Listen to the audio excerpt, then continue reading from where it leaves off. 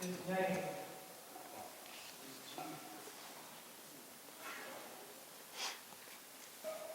That was great.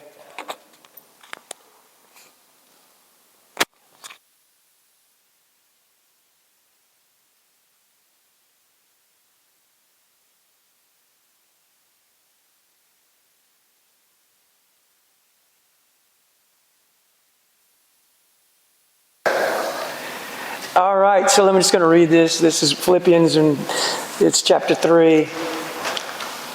But here we go. I press on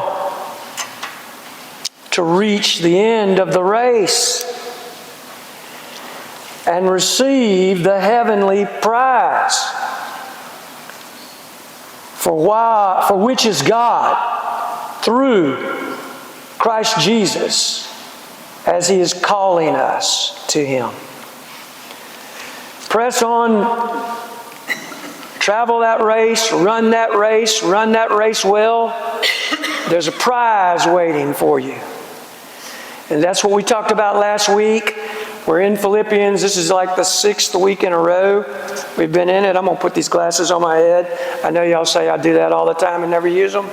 But for some reason, I'm going to need them today a little bit, I think, because I got some retina issues. And so, it'll be there. Pull it down. So we're in Philippians, moving forward. We're picking back up. Last week, we looked at some key things. Just for an overview, really quick, real short. If you recall, Paul is writing this from prison in Rome. Here, I'm going to get y'all to teach me. He's writing the letter to the church in Philippi. What had Paul done for that church in Philippi? What caused him to write that letter back to him? Right to them, Tim. He started it. Who said started? He started the church, right? So they hear that he's in prison, so they send him this care package and thank you note. And while that's going on, Paul asks questions like you would. How's the church? How's it going? Is Susie still there? Whatever happened to Bill? He was sick when he was there. Is he still alive? Those kind of things. That's the kind of questions. You go, well, why am I so practical? Those are the questions I ask when we check on our startups or they call me. I'll go, what about this? Are they still leading worship? What's the deal? So I can totally relate to why Paul's in all this. But Paul writes an entire letter. Nothing I've ever said or go in the Bible. Paul writes a letter that the entire thing is canonized, which is an incredible thing. So last week we focused on this theme of racing, and it really is the key ingredient for this made for more concept. In other words, so many people come to Jesus and they embrace Jesus, which is a blessing, which is incredible, which is the most important thing that could ever happen in your life. But sometimes after you receive Christ, you just kind of go through the motions, and some seasons in your life you're burning with Jesus, and some seasons in your life you've almost walked away. You can't de-rid yourself of His Spirit, but which you would never say you would want to do that to begin with. But it feels like that in your actions and in your life. How many of you ever just woke up sometimes and go, I just don't feel God's presence? Well, that is not His fault. It's us over time, the little things. It's like me when I walk into the gym and I go, have I been working out or not? No, that's right, I skipped 2 months. You see what I'm saying? It's the same effect. And so this made for more really is about this. So don't miss this, because everybody gets to participate in this if you're a believer. And get this, there's no age limit. There's no, I missed my chance to live for more, because I was made for more. So if you're 8 or you're 80, this applies. It is your opportunity to experience Jesus in a more meaningful way, a way that you really feel like He just didn't save you, that He is guiding you and leading you in your life, and you're listening and obeying and following Him. And this is the beautiful part. He's using you. Now, what other God? In fact, there's no audacious enough religion that's popped up out of flesh, because as far as I'm concerned, every religion in the world is wrong other than this religion, and it's really not a religion. It's a relationship, and it's about a God wrapping himself in flesh, coming to this earth, taking on humanity with his divinity, being punished, persecuted, lived a sinless life, dies on a cross, forgives everybody through the process, and now it's already paid for us. And so what God said is, I want to use my creation who have my spirit in them to reach my creation. Now you just try to fill in all those blanks with any other Yahoo religion out there. It's all about you working, obeying, checking boxes, doing this, endless rules, regulations, endless this. Oh, that's right, and they get all stiff and everything. I think Jesus was cool. I think Jesus floated about. I think Jesus would have been the kind of person that we'd have looked at and we just wouldn't have said, what a holy man, because he is a holy man. But you go, I like that dude. I think Jesus would be the kind of come up and go, I see you're hurting, man. Let me love on you.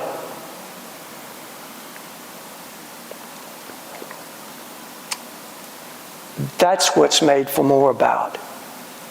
And the race is an analogy of seizing the moments in your life, taking advantage of the seconds, the hours, the days, the weeks, the months that go by, being engaged with Him. And it's not like you got to lay out the agenda. In fact, you don't need to lay out the agenda. Too many of us lay out the agenda and I go to church and I sang today and message was all right. Really don't like that preacher, but it's all right. It's not what I'm about, but it's okay. And I'll be back next Sunday. And dude, that ain't running no race at all. That's just playing a religion game. Sad thing is, most people that attend church play the religion game. That's why when you come in here and talk about running the race, nobody can seem to relate to it. They can't even find their running shorts and their shoes, because they hadn't run in so long, they'd have to go back to high school. And there's no age limit. So you could be just like, oh, that's me, and I'm 70 years old. Get in the race today. Get in the race today. And run that race. And run it well. Because in the process of running that race, you're going to get to learn more and know more about Jesus. And I know Jesus. He came into my life. He changed me, and I worship Him. But do you know Him? You can't really know somebody till you experience doing life with Him. And He really is experiencing, He wants you to experience life through Him doing life here. So if you're 70 years old, start your race today. If you're 17 and you want to go, I haven't really done all that, but I like that there's a race and I want to get involved today. Get involved with Jesus today, running your race. So let's move on. Let's quickly look at what we looked at last week. We said there's 6 things, I shared 3, that Paul says will help you run that race more, because you were made for it and it's tailor-made for you, so that race is waiting for you to start. And the first thing we saw, these 3 things we talked about last week. We talked about purpose. And just real quickly, here's really what purpose means. We've equated it to specifics in our template of life. My purpose is this and my purpose is that. That's the plan. And we said, how many plans are there last week? Say again. Lots. Lots. Say it real loud. Lots. She said lots. So lots of plans, because as you go through life, that plan runs its course. God has another one. God already knows all the plans He has for your life. Purpose is the vision, is the 36,000-foot view that says, I'm going to, number one, I want to know Jesus. Paul laid out the 3 ingredients of purpose. I want to know Jesus, not just be saved. Yes, and I don't mean to say just in the connotation of saved, but it's not only being saved. Saved is everything, but it's not everything, because He's made some things for more. He wants to use that saved to learn more and know more about Jesus. So that's part of it. Paul says, I want to know more about Jesus. And then he said, I want to live like Jesus. Jesus. So I want the mountaintops, is what Paul was saying. I want the miracles to be involved in my life and me to be a part of it. I want all the things that are good. And then he says, I want to suffer. I want to get out here in the water where most of us go, oh, pitiful me, I want to embellish that suffering because I know through suffering He's refining me, which is we've already talked about. And that refining means all of a sudden I'm persevering through it. And when I'm persevering through it, what changes? Starts with a P. My perspective. I'm so proud of y'all. My perspective changes because I see God's using me in the sufferings. So basically Paul's saying, yeah, everybody wants to be up here, but I can tell you what, I can sense God's power more so when I'm suffering, and He's doing stuff through me in that process. So the purpose is a big 36,000-foot thing. I want to know Jesus more and more and more. I want to live like Jesus, highs and lows, and I want to be like Jesus. And it wasn't just be like Jesus. It was like be like Jesus in His death, as in that 24 hours, in that process, before He was resurrected. And we talked about that last week. We clearly made it, we made it very clear that Jesus responded in a supernatural, heavenly way to everything that happened to Him. He showed humility. He showed mercy. He showed grace. He showed kindness. He showed love. He showed all of the things when He was betrayed by Judas, when they let Him down and abandoned Him and went to sleep when He was praying for him by Himself in the garden, when He was accused by all those people in front of the religious elite, and them doing all those things, and blasphemer and all that kind of stuff. He didn't turn around, pop any of them in the head and say, I'm going to take you. He didn't use any flesh, anything. Although He's 100% divinity, He's still 100% humanity. But all of His responses are another reason why Paul's saying, I want to be like Jesus in the difficult times, in the good times, and all the times. I want to reflect Jesus and the characteristics and His nature. And I want to go through the highs and go through the lows because it's all good, because it's life, and that's part of it, but it's going to be wonderful. And I want to just keep knowing more about Him. That is your purpose. And I can just tell you right now that Leslie's purpose is Amanda's purpose. And Amanda's purpose is Lindsay's purpose. And Lindsay's purpose is Deborah's purpose. I don't know why I go blank like that sometimes. It was probably because never mind. So you go, well, what do you mean we got all the same purposes? It's a principle. It's the 36,000 part thing. It drives you. Your plans are all different. Plans are, God called me to go to this school. God called me to take this job. God called me to marry this woman. God called me to marry this man. Maybe He did, maybe He didn't, but I don't know. God called him. God led us to decide, the number of children we would want to have. God is in all those plans, all those things, because you're running the race through that process. Your race is part of growing up through life, but the plans vary and change from person to person. That's why you said when someone goes, I was called to the back boondocks of the boondocks of the boondocks, and you go, well, that's not my purpose. Well, it's not about the purpose. It's about that plan for that person at that time who's operating under the same purpose you have. Okay? Don't worry, we're not going to go into all those details with the rest of them. But that is the most important thing you can take away in some ways, because you've got to know that we're all working under the same concept of purpose. Knowing Jesus more and more in our daily life. That should be something we strive to do.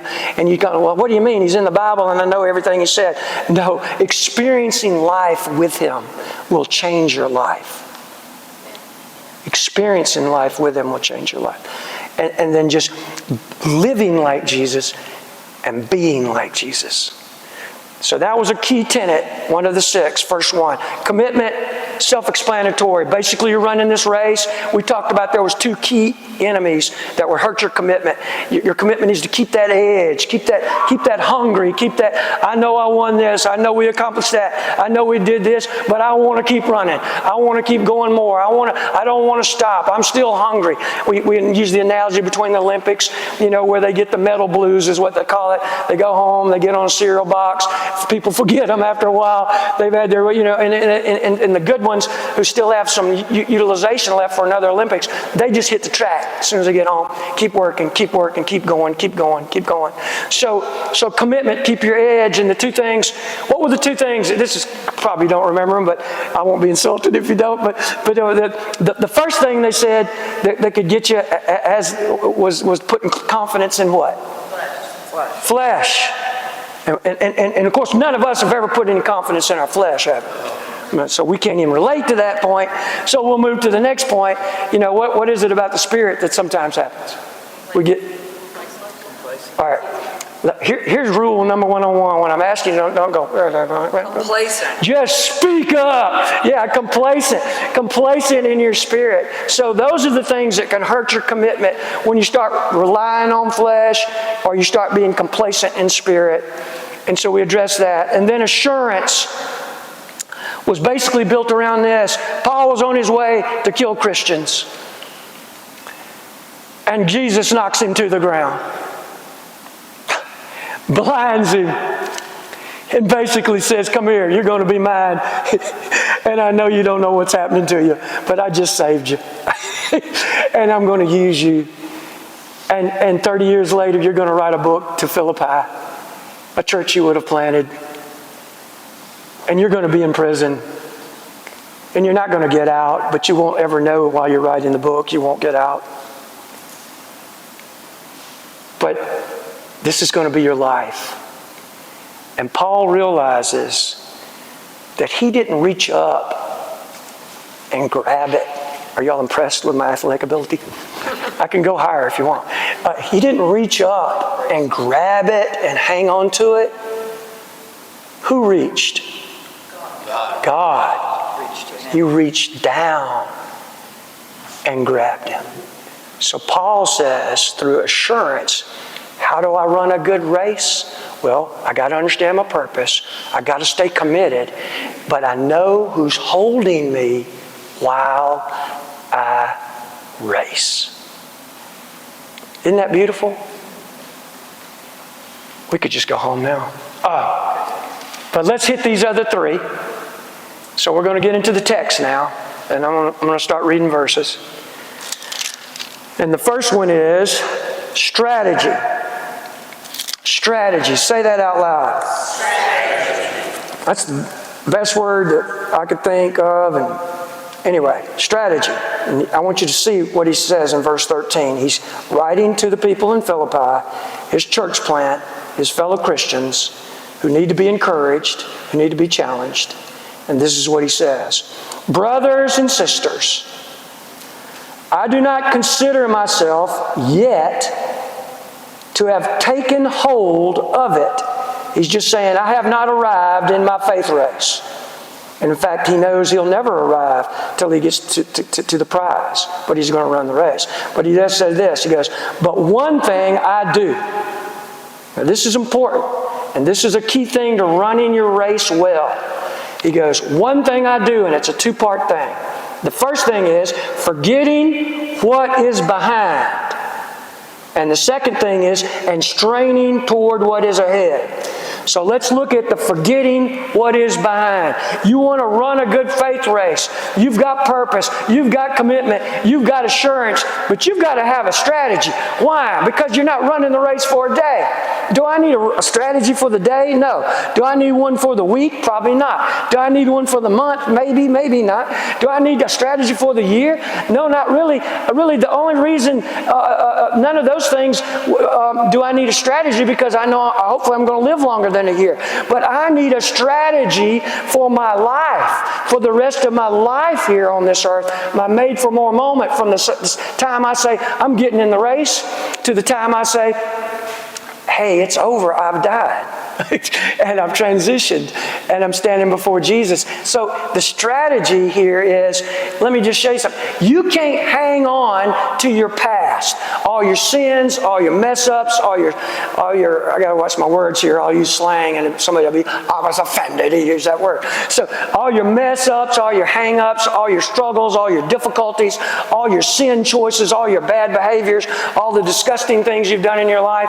And you say, well, that's a lot of strong words. How do you not have done anything disgusting? Because you're a human being and you've got flesh and you may have divinity in you. I hope all of us have our divinity in us through His Spirit in us. But it doesn't mean we haven't sinned, and it doesn't mean we won't continue to sin. But the point is, what Paul is saying here is, I can't think about my past and run my faith life well. Too much baggage. Too many things hitting me left and right. Too many ways to get me depressed. Too many ways to bring back that regret. Who wants Paul to constantly focus on, did I just go out? Yep. Dead batteries? It's part of the faith race, baby. I'm going to keep going. Bring me batteries if you want. I'll pull this off and y'all can put it back on. Can you hear me? I don't think anybody has any problem hearing me. All right, so let's just think about this. Think about Paul's life. I've put it all over there, Rusty. You're a good man, son. Did you see how he raced over there? He's already into it, right?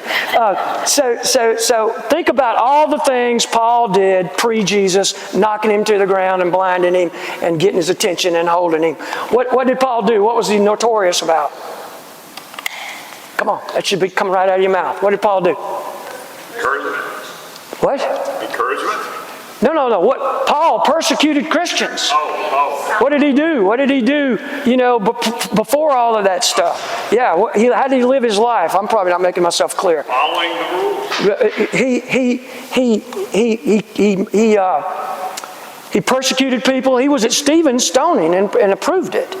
And so, can you imagine Paul later going in homes, going in communities, meeting people, meeting family, where some of the family he could have had put in jail. Some of the family he could have been part of a stoning of killing them. You see, so I'm just trying to point out that our past can be significant baggage. And in that baggage, we have to learn to let it go. It has to learn to be behind us. And that is easy for me to stand here and say, but it's also very difficult to accomplish, forgetting the past. Look what Hebrews tells us that God does about our past, and maybe it'll encourage us. Let's read this together. For I will forgive their wickedness and remember their sins no more. Did I say no more? No more. I will forgive their sins no more. I will remember them. I will remember their sins no more. So what's being said here is, what God is saying here is that God forgives, therefore He forgets. So if He's forgotten it, why are you dragging all these things? And you know how true this is. I can't tell you the people that I've sat down next to in life that have a relationship with Jesus and love God, and you start talking to them about their life, and they tell you about this much of their walk and race with Jesus, and then they dump back on you all the things they'd done wrong, and how ashamed they are, and how they wish they'd have never done it, and Well, none of that needs to even be said, because it's been paid for. Because when God says He forgives and He forgets, He doesn't have amnesia. But when He looks at somebody and sees your life, He doesn't see sin. He doesn't see sinner. He doesn't see those things. He sees grace. He sees mercy. Why does He do that? Because His Spirit is in you and He has saved you. So He doesn't remember your sins. If you belong to Him, He chooses not to remember them. He chooses not to act on them. God is never going to look at something in you that Jesus has already paid for you. He's not going to look at that. He's not going to see that. If Jesus has paid for it, it's paid for. It's forgotten. It's forgiven. And that's where God is on this. So when Paul says, we've got to forget our past, I don't know if y'all have personal stories or testimonies, but I bet everybody in the room has some kind of an occurrence in their life where sometimes it just creeps up on your shoulder and your mind goes back to it and you can't seem to forget it. And I promise you that'll accomplish one thing, and nothing in it is good. It accomplishes slowing you down on your race, causing you doubts, are even worthy to be on the race? Can I even finish a race? How can a person finish a race that did that in their life and was held captive or bondage by that in their life? See, it is an endless destroyer if you don't sever it, get on that track, forget it, and run with all you got. And the positive side of that strategy is, after you forget, you've got to press on. You got to run strong. You got to work through it. You can't you can't get complacent in the spirit. Let that creep up at all. That stops you moving forward. You can't start relying on flesh. That'll definitely hurt you and cause you to derail you and stop you on your track. So you have to keep your race clean. And so it's let's go from the past and let's move on down the road, and we got to forget the past, and we got to run it and press it and strain it. And I think there was just a picture of the Olympics one more time. We're not going to do the Olympics for the rest of the time, but how many of you saw that race happen? What was his name? It was Noah Lau. Yeah, and it was like I think the 100-meter. And when he came out, I didn't see it live, but I saw it repeated. And when they got on the tracks, man, he did this. And when he did that, he went up this high, And I'm like, that guy's fixing to win. And they hit it. And then the next thing you know, people are blowing by him, and he's back. He's not. And it's a short race. He's back. And then all of a sudden, boom! And he caught right up. And then he just leans into it. You see which one it is? It's not the yellow dude. That's the dude that almost beat him. In fact, that's the dude that the whole news world and everything is going. The guy from Brazil, I think, and they said, he's won. Noah just kept looking. It was me. Watch him. They're going to turn it. They're going to change it. Oh, yeah, I got it, baby. I finished it. He leaned into it. And so that's just a depiction. When we talk about, don't drag our baggage, sever it, forget it. Jesus has already paid for it. Strategy number one, strategy part number two. I got to run the race well. So when I'm 80, that's how I need to finish. When I'm 20, that's how I need to be running. And here's the beautiful thing, though, and please understand this. We don't have to look at each other to run the race. I'm not racing against Judith. I could beat her bad, but I'm not racing. I'm not racing. I ran up your hill. Well, Barry can testify to that. I ran up. That ain't no hill. That's like woo, like that. And I said, watch this. I just ran right up it. Then I couldn't walk for 3 days, but that's all right. Anyway, so I'm totally distracted right now. So We have that effect. all right, so where was that? It said the thing is when we're running that race, it's our race. We're not running against each other. It's us running to the prize. And what that takes us into motivation, which is the second component we're looking at today. Strategy, run that race well, don't get distracted, lean into it, be aggressive. Why you're made for more time is here. But motivation, and you go, well, aren't they motivated? Well, let's just see what motivates Paul and what he says. And we find that in verse 14. I press on toward the goal to win the what? The prize. Okay. For which God has called me heavenward in Christ Jesus. So I'm pressing forward to win the prize. Well, the prize isn't being religious. It's not a crown. It's not a gold medal. It's not an accomplishment. It's not something you're going to get to take with you. It's a person. The prize is a person. And that person has a name. He's divinity and humanity in one. He's pressing on for the prize. And the prize is who? You tell me. Let's say it like, boy, we are a timid bunch of mice today, aren't we? It's Jesus, right? Say it. The prize is Jesus. I'm running to Jesus. He's saved me. He did something for me. He's got some stuff out of me. He's put some stuff in me. So much so that now I'm running an effective race. I'm running with all I got. I got my purpose. I got my assurance. I got my commitment. I got my motivation. I got my strategy. I'm running the race. And that's my prize when I get there. And I'm just excited to be there and see Him. And that's what motivates me. And that's what drives me. Don't forget this. Paul's always talking about wanting to know more of Jesus, know more of Jesus. And running that race helps him know more about Jesus. And here's the thing. Have you ever really thought that Paul is just like us and the other disciples are not? Tell me what the other disciples experienced that Paul didn't and we haven't. Being with Jesus. Say it loud. Say what? Being with Jesus. Exactly. Paul never ate with Jesus. Paul never did miracles with Jesus. Paul never rode on a boat with Jesus. Paul never walked along the shore with Jesus. Paul never was told this and that, and Jesus followed him to missionary trips. Paul never met Jesus while Jesus was here. So he's obsessed with knowing as much about Jesus, and it's a good obsession because it helps him run his race strong and run it well and sever that past and press ahead for what matters.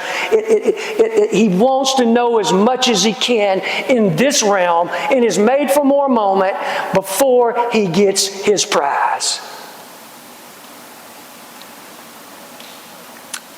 So then the third thing we're looking at today, and the final thing, is this.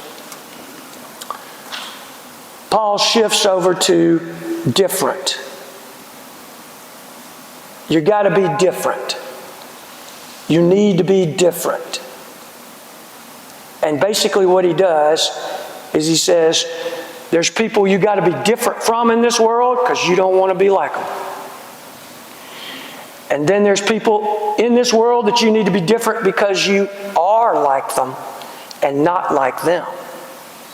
So let's see who he says don't be like. And we see those in verses 18 and 19. So he says this, after he's telling them about running the race, and all these things are in the same chapter. He goes on in verse 14, he said, 18 rather. For I have often told you before, like you can see here Paul, now, I've often told you guys this before, but I'm going to say it again. And now tell you again, even with tears. So I'm emotional about something I've already told you about, but I'm going to tell you again, I'm actually crying about it. It impacts me so much. It's so sad. It's so hurtful to realize. But I want you to hear this, people. I want you to hear this in Philippi. This is going to impact you in running your church and growing your church and making a difference there. Many live as what? Enemies. Good job. I like that. Of course, it's easier to yell it out when you see it written as opposed to me just making you think about it. Many live as enemies of the cross. So what he's saying is I've said this before, and you do not need to be like this. You need to be different. But many of the people you encounter in your life are enemies of the cross. And then he goes on in verse 19 to expound on what this could mean. We don't exactly know who he's referring to, but we all know people that don't love Jesus. That's the enemy of the cross. We all know people that proactively trash Christianity. That's definitely an enemy of the cross, and on and on. But let's see what he says in verse 19.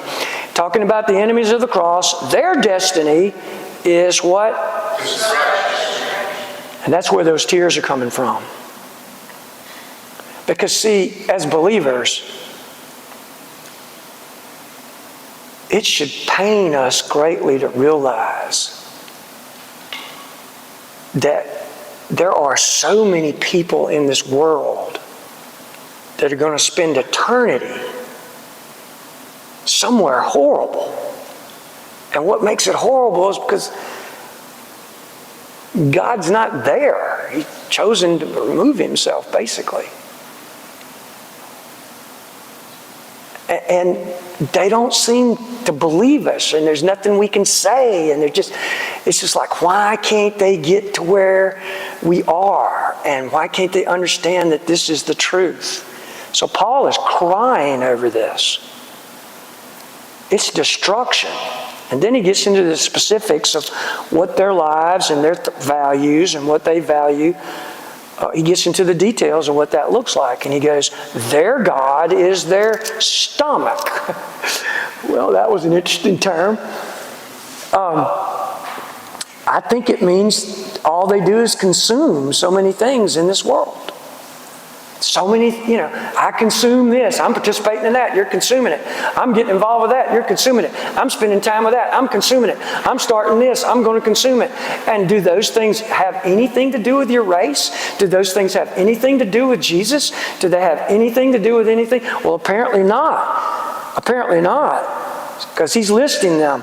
We have to be careful as believers that we don't derail ourselves from our race and we start drifting over here, and for the next thing you know, you were just on the sidelines for 10 years, on the sidelines not running your race. But it happens all the time. The beautiful news is you're one step away from getting back on the track. But he's saying that these people are enemies of the cross. So he's saying this is different. You need to be different than these people.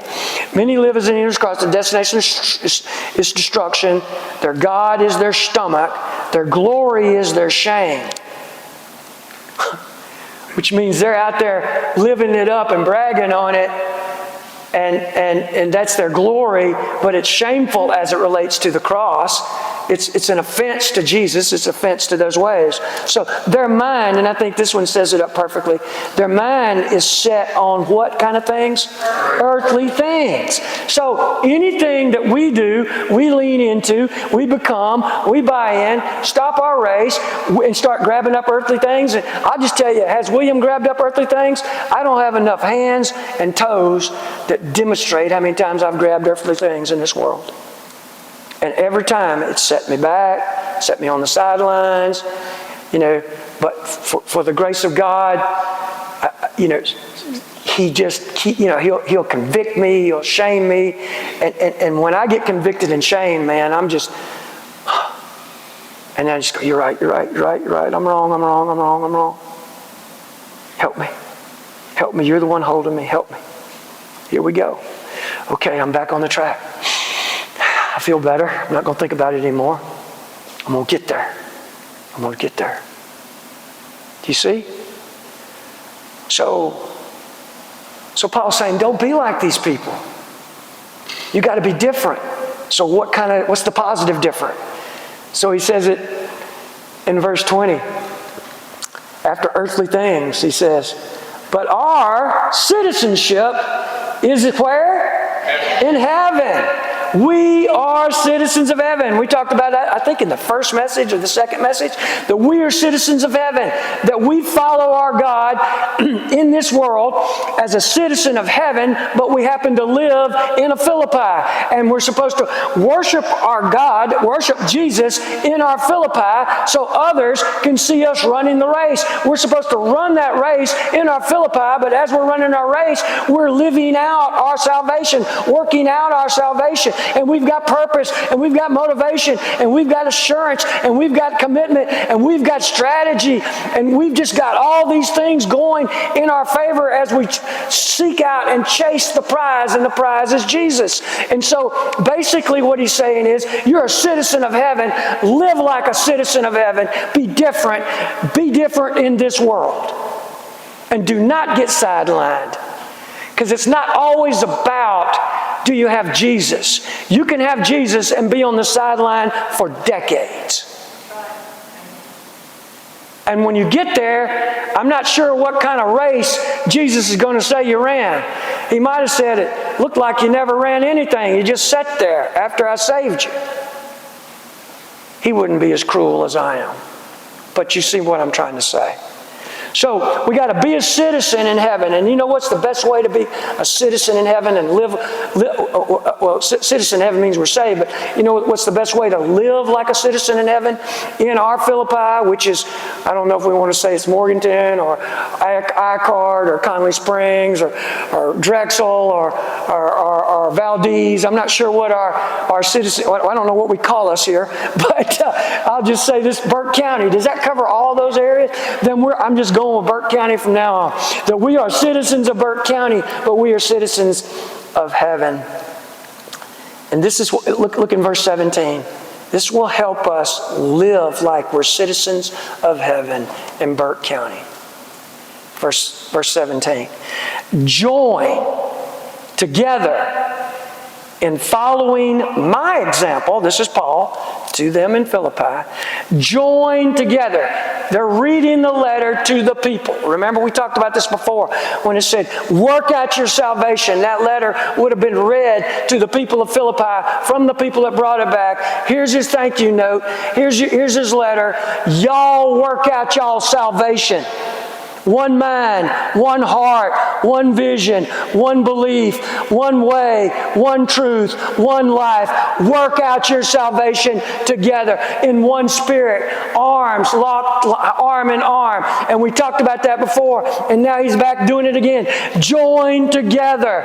This is our Philippi, this church and Burke County. And if we're going to run a good race and we're going to be different, we got to realize we're citizens of heaven, but we've got to join together and encourage each other. People have walked through this door this morning that aren't feeling good about their life, are worried about things, are worried about finances, worried about their marriage, worried about this, worried about that, worried about their economy, worried about our country, all of those things. But, you know, those things will happen. But when other people are locked arms with you, they encourage you. They say the right things. Maybe they're on a mountaintop. Maybe you're in the valley. But when you're locked arms, you can't stay in either place too long because you're together and you're a citizen and you're serving Jesus. And that's what he says. It means it's different. Join together by following the examples, brothers and sisters. And just as you have us as a model, Paul's saying you have me as a model, keep your eyes on those who live as we do. Turn to your neighbor and say, I'm going to keep my eyes on you. And that's not to correct you. Look, Larry and Andy over there getting emotional. Stop that. You can do that later. I don't want to see that. I'm moving my eyes over here. But anyway, the point is, I'm just trying to be silly, but the point is, you just need to understand that being different is what we're called to be. It's different in a good way. It's in a beautiful way. So strategy, motivation, different, with purpose and commitment and assurance. And you got all that, and you're staying connected, you're going to run one heck of a good race. And your prize will be Jesus. Jimmy's going to come and finish the message, because he has a personal testimony that God has spoken to him this week, and it involves being different. And he'd called and shared it with me, and I just thought, this is awesome. And so much so that I changed my last point to different. So I want you to give him your attention and hear what he has to say and how God spoke to him this week. So you guys, and first and foremost, my wife has no idea I was doing this, and I knew she'd be worried to death, so I didn't tell her for her. So just understand. It's running a good race. She's nervous as a cat. So if she gets all over when you leave here, pray for me. So anyway. So this week and weeks prior, every week that I do the music, that I prepare the music, I sit down days before and look at songs, listen to songs, and I do it because I want to do stuff that actually means something to me. And I'm hoping that it means something to you.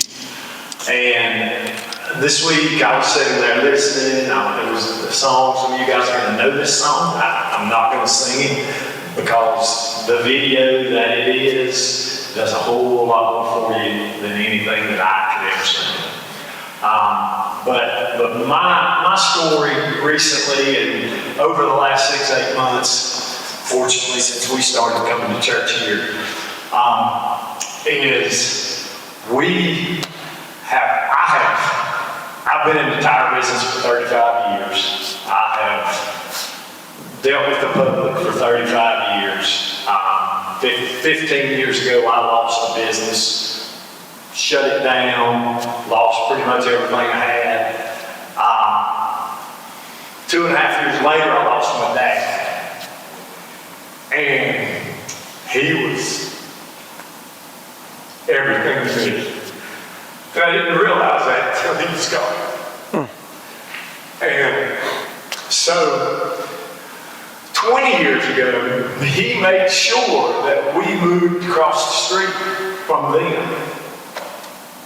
Because I think he knew that he was going to leave us before my mom did. And he wanted me and my family across the road to take care of her. And she's still alive. She's 88, doesn't get around real well, but she's still here.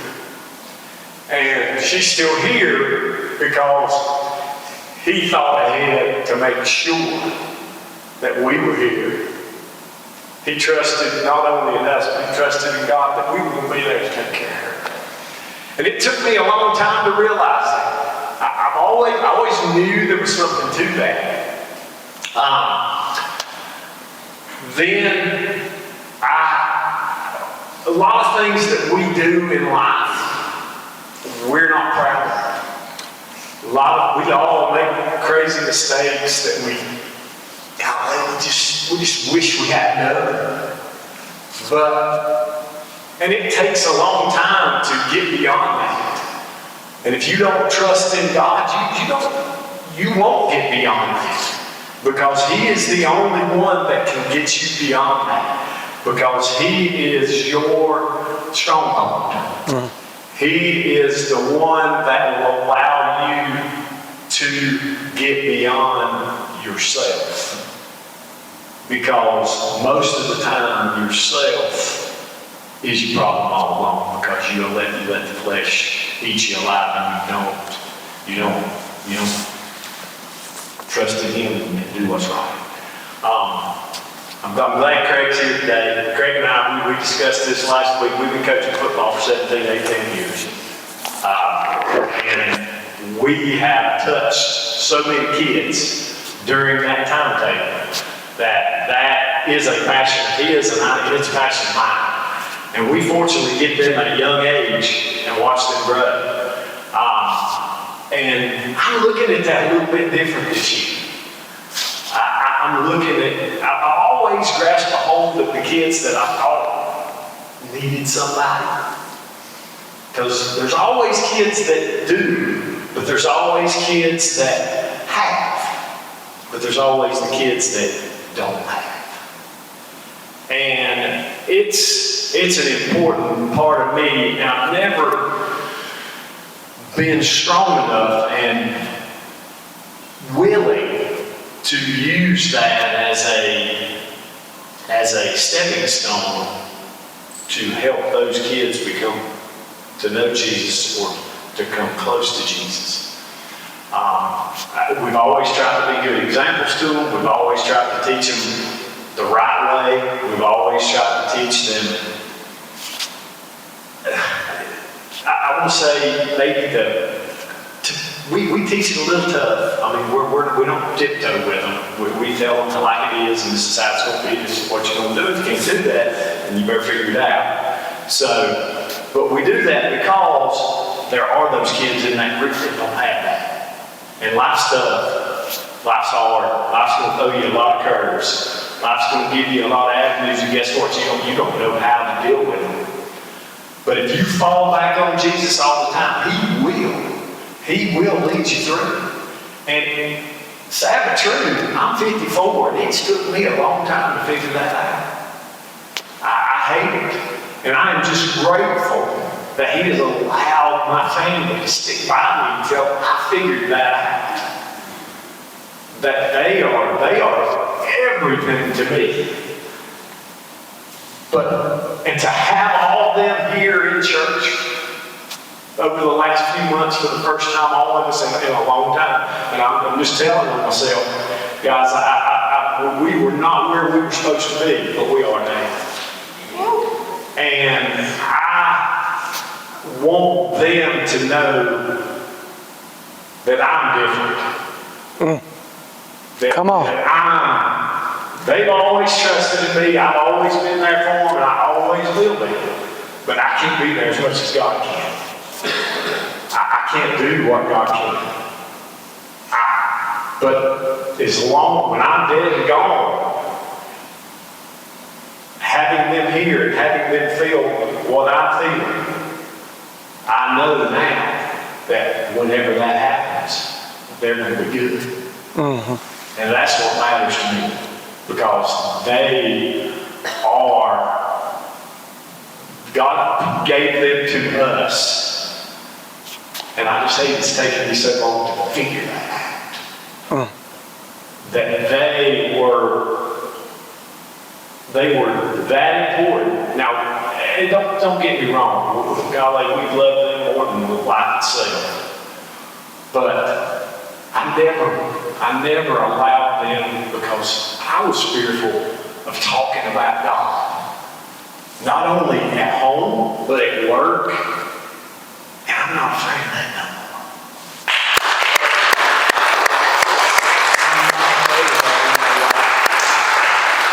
I want them to hear me and Paul talk about God.